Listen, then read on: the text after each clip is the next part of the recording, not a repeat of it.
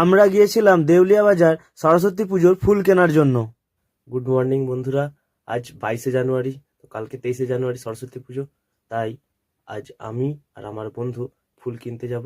আর এখন বাজে 5টা 35, আর আমরা এখান থেকে 6টার সময় বেরিয়ে যাব ফুল মার্কেটিংয়ের জন্য। আমরা এখন যাচ্ছি ফুল কিনতে। এখনো কিন্তু ভালোই অন্ধকার, তবুও অনেক মানুষই বাজার যাওয়ার জন্য উঠে পড়েছে। এদিকে গাড়িতে তেল ছিল না, তাই একটু তেল ভরে নিয়েছিলাম।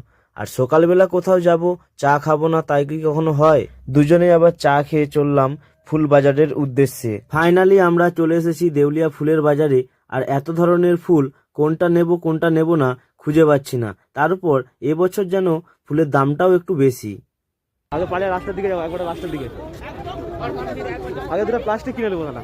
এই বাজারে গোলাপের দাম কিন্তু খুবই সস্তা ছিল, কিন্তু গোলাপ দেওয়ার মতো কেউ নেই, তাই গোলাপ না নিয়েই চলে এলাম।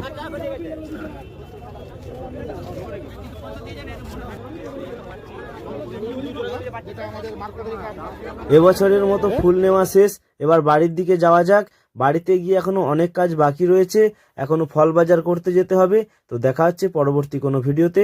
সবাই ভালো থাকবেন, সুস্থ থাকবেন, আর ভিডিওটা সম্পূর্ণ দেখার জন্য তোমাদেরকে অনেক অনেক ধন্যবাদ।